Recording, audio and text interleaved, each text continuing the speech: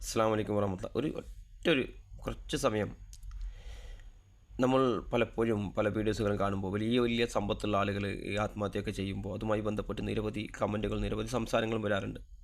ഇപ്പോൾ ഏത് വിധത്തിലാണെങ്കിലും ചില ആളുകൾ പറയും കണ്ട ആ സമ്പത്തുള്ളതുകൊണ്ട് സമാധാനമില്ല, സന്തോഷമില്ല, ശാന്തിയില്ല. പക്ഷേ ഒരുപാട് സമ്പന്നരായിട്ടുള്ള ആളുകൾ, സന്തോഷവും സമാധാനമുള്ള ആളുകളുണ്ട്.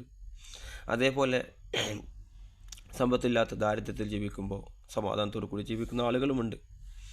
സമ്പത്തും സമാധാനമായിട്ട് യാതൊരു ബന്ധമില്ല, നമുക്കൊക്കെ അറിയാവുന്ന കാര്യമാണ്. പക്ഷേ അദ്ദേഹത്തിന് വലിയ ഒരാൾ മരിക്കുമ്പോൾ അദ്ദേഹത്തിൻ്റെ ക്ലിപ്പുകൾ ഉപയോഗിച്ച് അദ്ദേഹത്തിൻ്റെ വീഡിയോകളൊക്കെ എഡിറ്റ് ചെയ്ത് ആ രീതിയിൽ ഇന്ന രീതിയിൽ ഒരു ഇത് പറയാൻ വേണ്ടി സമാധാനം ഉണ്ടാകില്ല എന്ന് പറയാൻ വേണ്ടി ഉപയോഗിക്കുന്നത് തീർത്തും തെറ്റായ ഒരു പ്രവണതയാണത്. അത് ഈബത്തിൻ്റെ പരിധിയിൽ വരുമോ എന്ന് പോലും നമ്മൾ ആലോചിക്കേണ്ടിയിരിക്കുന്നു. അതേപോലെ ഹറാമിൻ്റെ പരിധിയിൽ വരുമോ എന്ന് പോലും നമ്മൾ ചിന്തിക്കേണ്ടിയിരിക്കുന്നു. അങ്ങനെയുള്ള കാര്യങ്ങൾ എന്തിനാണ് അങ്ങനെ ഒരാൾ മരിച്ച ശേഷം പോലും ഇപ്പോൾ നമ്മൾ മനസ്സിലാക്കേണ്ട ഏറ്റവും പ്രധാനപ്പെട്ട കാര്യം, ഒരു വ്യക്തി മരിക്കുമ്പോൾ അദ്ദേഹത്തിൻ്റെ കൂടെയുള്ള ഒരുപാട് ആളുകളുണ്ട്, ബാക്കിയുള്ള ആളുകളുണ്ട്, ഭാര്യയുണ്ട്, മക്കളുണ്ട്, കുടുംബമുണ്ട്, കൂട്ടുകുടുംബമുണ്ട്, അദ്ദേഹത്തോട് ചേർന്ന് നിൽക്കുന്ന ആളുകളുണ്ട്, അടുത്ത സുഹൃത്തുക്കളുണ്ട്, ഒരുപാട് ബന്ധമുള്ള ആളുകളുണ്ട്. അപ്പോൾ അവർക്ക് മുറിവേൽക്കുന്ന രീതിയിലൊരു സംസാരം നമ്മൾ ഒരിക്കലും നടത്തരുത്. അതുപോലെ മരണത്തിന് ശേഷം അദ്ദേഹത്തിൻ്റെ നന്മ ഇത് അല്ലാഹു സുബ്ഹാനഹു വ തആല മറച്ചു വെച്ചൊരു കാര്യമാണ്, പൂർണ്ണമായി മറച്ചു വെച്ചൊരു കാര്യം. അദ്ദേഹത്തിൻ്റെ വിജയപരാജയം എന്തായിരിക്കുമെന്ന് ഏതൊരാളെ സംബന്ധിച്ചും നമുക്കറിയില്ല. അതേപോലെ പിന്നൊരു കാര്യം, പല കമൻറ്റുകൾ വായിക്കുമ്പോൾ എനിക്ക് തോന്നാറുള്ളത് ഒരു അസൂയ, ഭയങ്കരമായ അസൂയ സമ്പത്തുള്ളവരോട് പലർക്കുമുണ്ട്. എന്തിനാ നമ്മളൊക്കെ വിചാരിക്കേണ്ടത്, സത്യത്തിൽ സാധാരണ ആളുകൾ വിചാരിക്കേണ്ടത്, ഒരുപാട് സമ്പത്തുള്ള ആളുകൾ ഉണ്ടായാൽ പലരെയും സഹായിക്കാൻ ആളുകളുണ്ടാവും.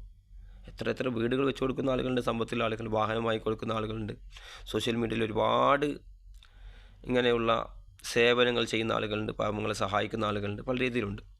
അതേപോലെ ഒരു അസൂയപ്പെടേണ്ട ഒരാവശ്യമുണ്ടോ സമ്പത്തുള്ള ആളുകളുടെ എന്ന് പലപ്പോഴും പല കമൻറ്റ് വായിക്കുമ്പോൾ അസൂയയാണ് അതിൻ്റെ പിന്നിൽ തോന്നിപ്പോകാറുണ്ട്. അതേപോലെ സമ്പത്തുണ്ടാക്കിയവരെല്ലാം മോശമായ രീതിയിലാണ് സമ്പാദിച്ചതെന്ന് ചിന്തിക്കുന്ന ആളുകളുണ്ട്. എല്ലാവരും അതെന്തോ കള്ളക്കടത്തോ കഞ്ചാവോ കള്ളോ അങ്ങനെ മറ്റെന്തോ ആണ്, അല്ലെങ്കിൽ വേറെന്തൊക്കെ ഇതാണ്, അങ്ങനെയൊക്കെ സമ്പാദിക്കാൻ പറ്റുമെന്ന് പറയുന്ന ആളുകളുണ്ട്. അതൊന്നുമല്ല, നല്ല വാങ്ങിൽ നല്ല ഹലാലായ മാർഗത്തിലൂടെ നിരവധി സമ്പാദിക്കുന്ന ആളുകളും ഉണ്ട് എന്ന് നമ്മൾ മനസ്സിലാക്കണം. ഇതൊക്കെ നമ്മൾ പൂർണ്ണമായും മനസ്സിലാക്കി ഉൾക്കൊള്ളുകയും ചെയ്യും. നമുക്കൊരു അസൂയ ഉണ്ടാകാൻ പാടില്ല. അതുപോലെ പ്രവാചകൻ പറഞ്ഞൊരു വചനം കൂടി പറഞ്ഞുകൊണ്ട് ഞാൻ അവസാനിപ്പിക്കാം. അസൂയ നന്മകളെ തിന്നുകളയും, തീ വിറകിനെ തിന്നുന്നത് പോലെ. അപ്പോൾ അത്രക്കും ദുഷിച്ചൊരു സ്വഭാവമാണ് അസൂയ. അസൂയ ഉണ്ടാകാൻ പാടില്ല. അതുപോലെ പല മരണത്തിൻ്റെയും പല ആളുകളുടെയും കണ്ണൊക്കെ തട്ടുന്നതുകൊണ്ട് അസൂയ കൊണ്ട് അധികം. അതുപോലെ വിശുദ്ധ ഖുർആൻ ഒരു വചനം കൂടി പറയാം.